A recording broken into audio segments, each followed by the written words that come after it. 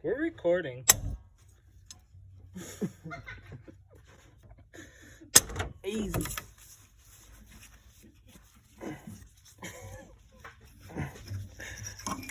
I'm gonna put that in the video too. Just like that.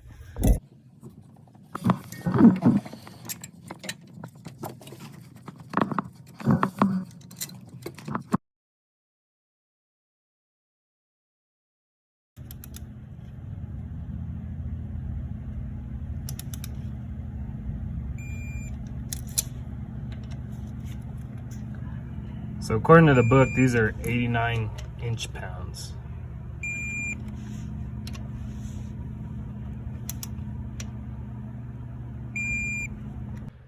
All right, so we're on the upside of this project now. As you can see, the HP4 is in. We got the new fuel rails in, all new fuel lines, all new injectors. Well, reman, but whatever. So just wanted to give you guys a little bit of a close-up here. You can kind of see how these lines run in here.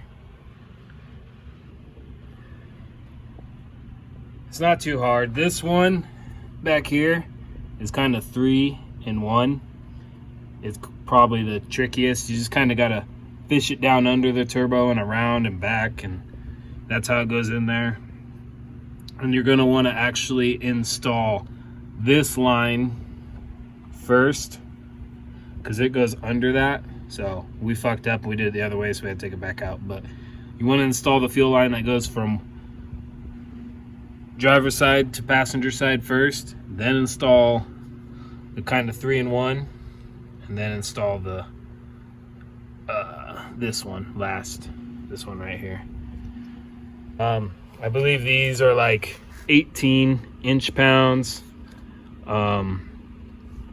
That one back there is like 18 foot-pounds.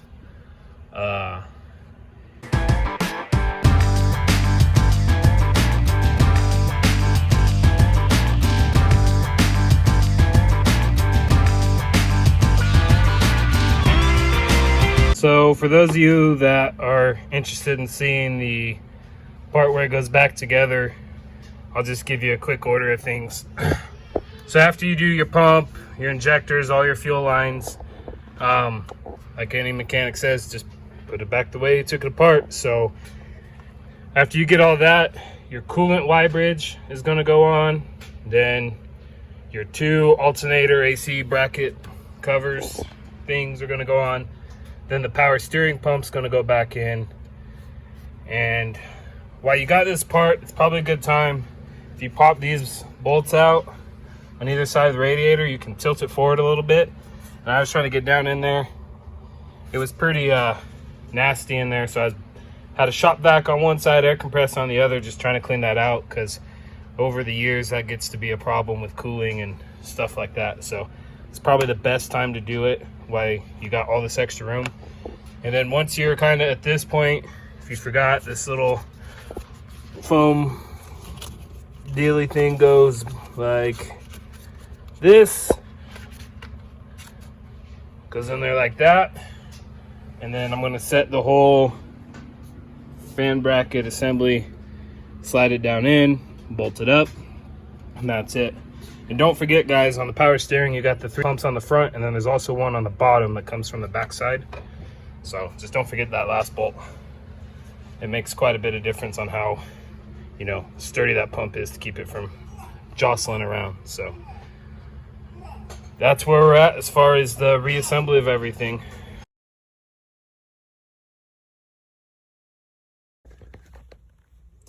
All right, guys, on the reassembly here, we're still going at it. Just wanted to try to give an overview of what you're looking like. Like, I know if you made it this far, you probably can put it back together yourself, but just a quick overview of what you're looking at. When you go to put this fan shroud back in, just remember this one with the nipple that goes in there is the top. And it's kind of a pain if you take it out the same way I did. You got to get the pulley bracket in and get the shroud turned, and it's kind of just a pain in the ass. And then I labeled my idlers so I know where they go, but in case you didn't, the smallest one, top left, medium, top right, and then the one with the big washer immediately under. Just remember on this one, it's probably easier to put it in before you bolt this in, but if you didn't, you can back the plastic set washer off the back, slide that bolt out to get enough room to get it right down in here. And that's about all I got on as far as I've made it so far. I just dropped in the new gaskets. I'm gonna put a few more things on, and then I'll put that Y bridge back in. And then when you guys are replacing all these gaskets, this style, you can just take a punch and knock this set, I don't know what you'd call it, blank rivet out. It just kind of pushes in there. So I just used a punch, knocked them out to replace the gaskets. And it's the same you're gonna find on this coolant up pipe and this one back here. It's kind of hard to see, same way. So, and then it's also easier, once again, if you were watching when I took this apart, you've seen that I took this whole assembly off as one.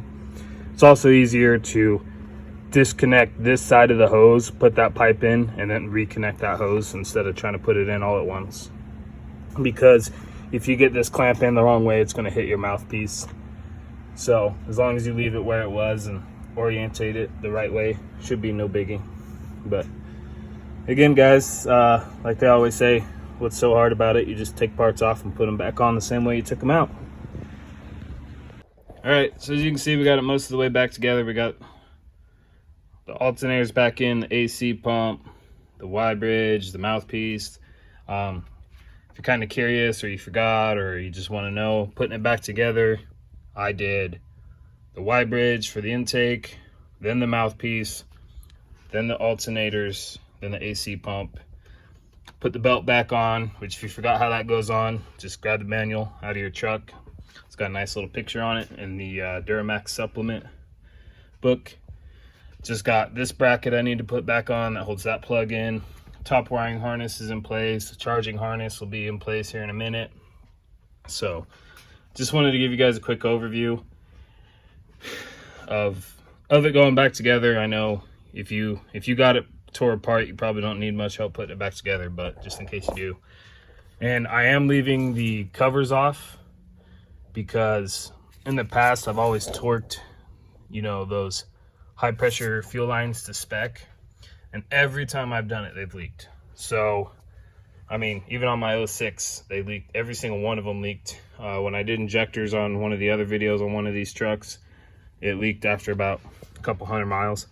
So I'm leaving the covers off because I want to get it started. When I get it started, hopefully my new scanner will be able to communicate enough with this truck to let me max out rail pressure and see if those are going to leak. You know, I've talked to other guys who were Chevy and GM mechanics at dealerships, and we all kind of have had the same stories about those high pressure fuel lines. It seems like if you just go to spec, they're going to leak.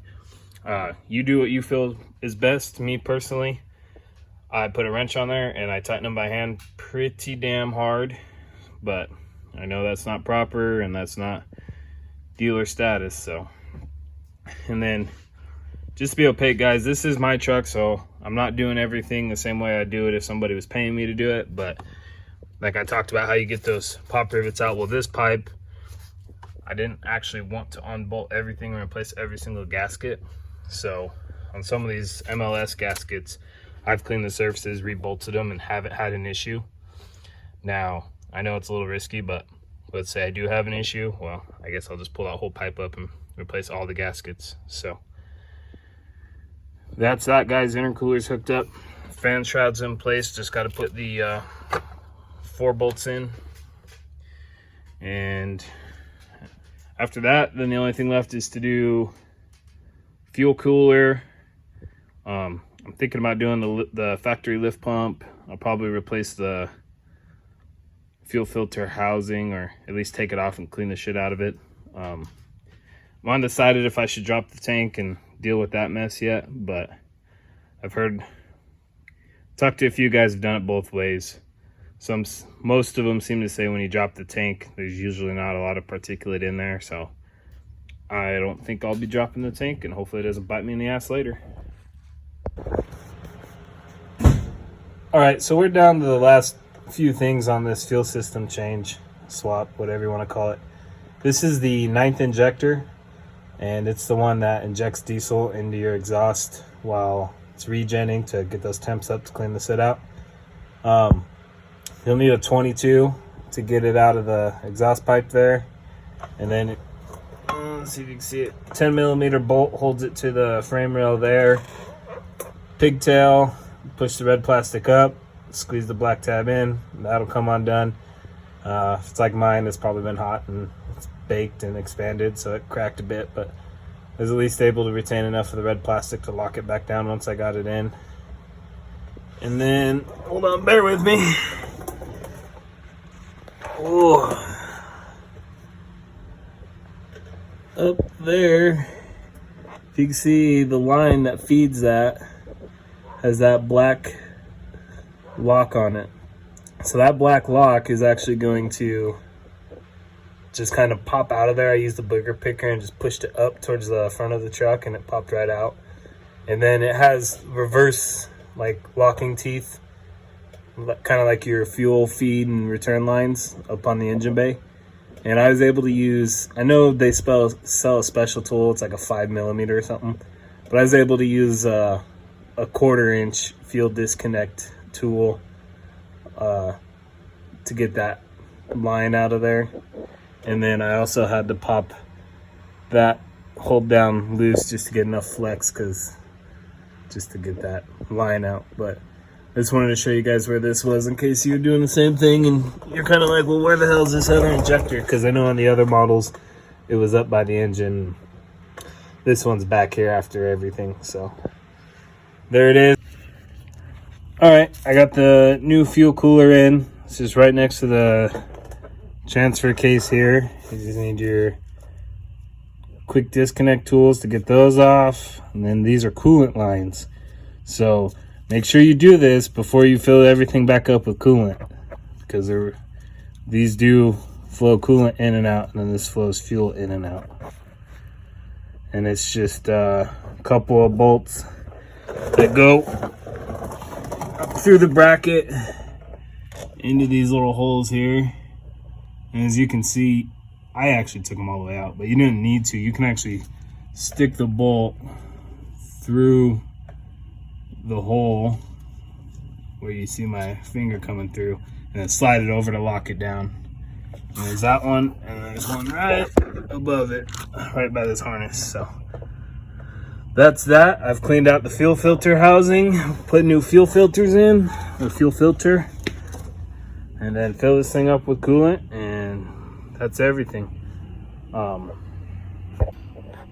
One other thing I did, guys, don't laugh. So this is my hot shot truck, and I have this half a bed built on it, and I had a full tank of fuel, so yes, I cut a hole.